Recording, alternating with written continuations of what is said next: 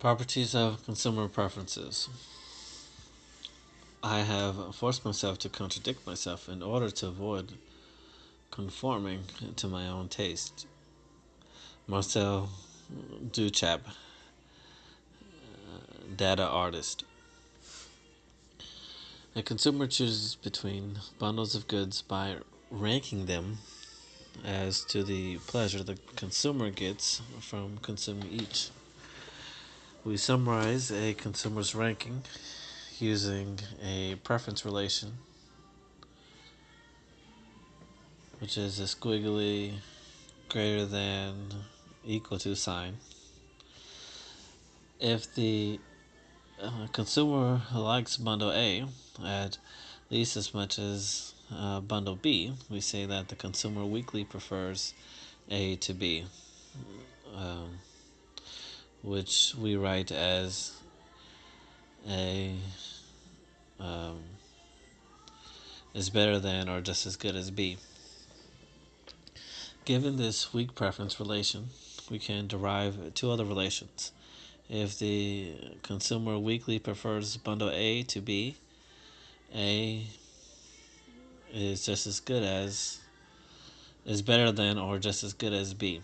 But the consumer does not weakly prefer B to A.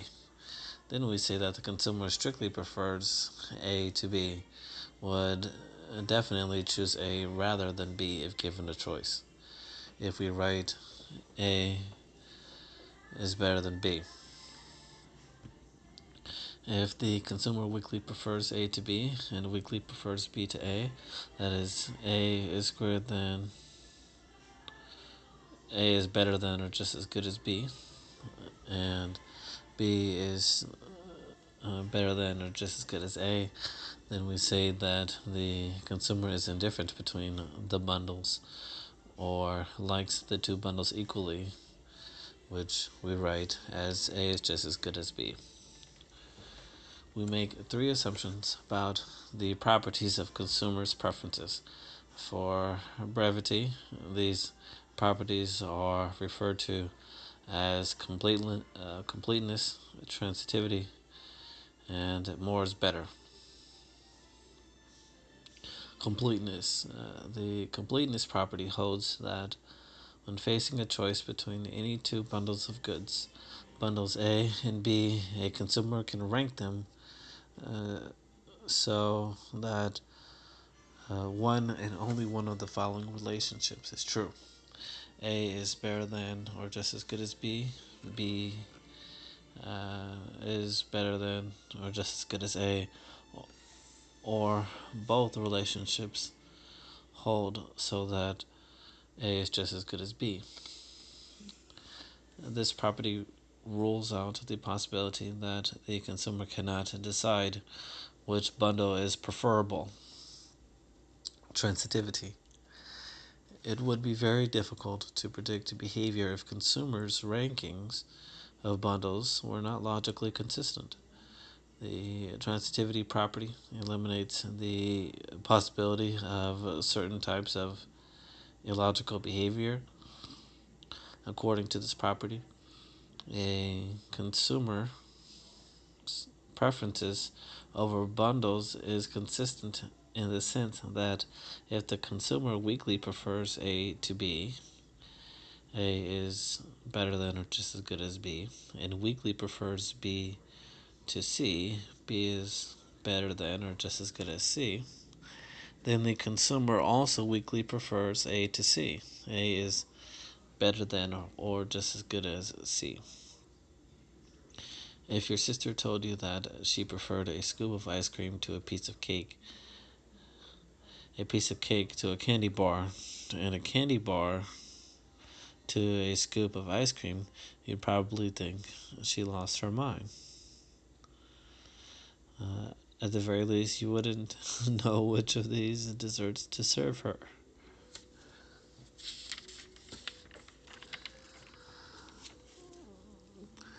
If completeness and transitivity hold, then the preference relation,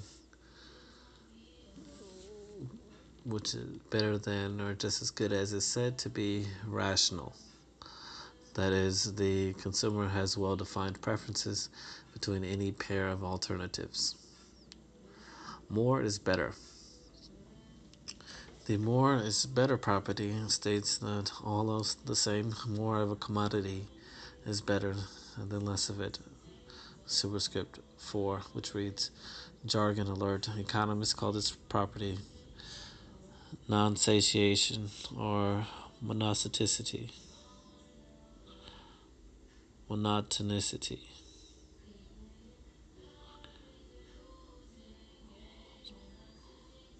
Indeed, economists define a good as a commodity for which more is preferred to less, at least at some levels of consumption.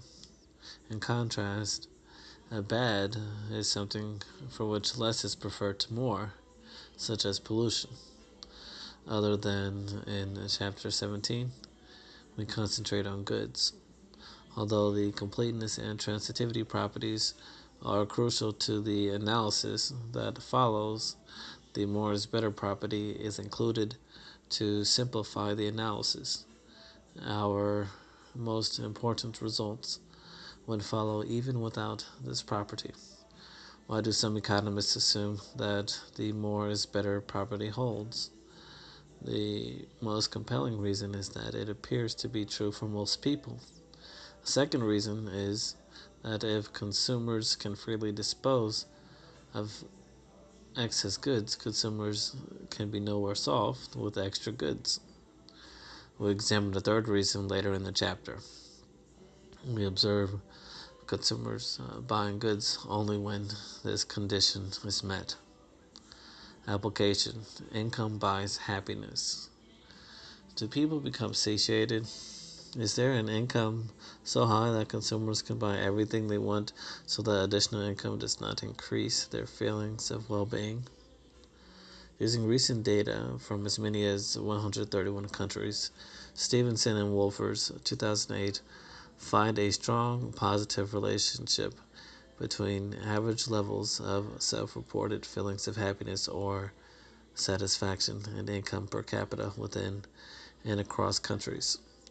Moreover, we find no evidence of a satiation point beyond which wealthier countries have no further increases in subjective well-being.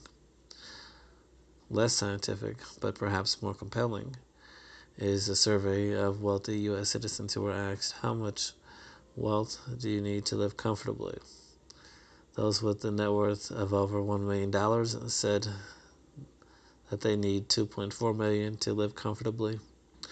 Those with at least $5 million in net worth said they need $10.4 million.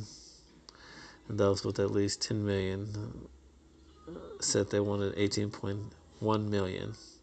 Apparently, most people never have enough.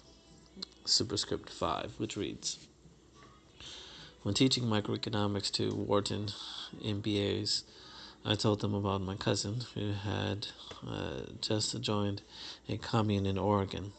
His worldly possessions consisted of a tent, a Franklin stove, enough food to live on, and a few clothes. He said that he didn't need any other goods, that he was satiated. A few years later, one of these students bumped into me on the street and said, Professor, I don't remember your name, or much of anything you taught me in your course, but I can't stop thinking about your cousin. Is it really true that he doesn't want anything else? His very existence was repudiation of my whole way of life. Actually, my cousin had given up his ascetic life and was engaged in telemarketing. But I, for noble pedagogical reasons, responded, of course he still lives that way. You can't expect anyone to have the tastes of an MBA. You can't expect everyone to have the taste of an MBA.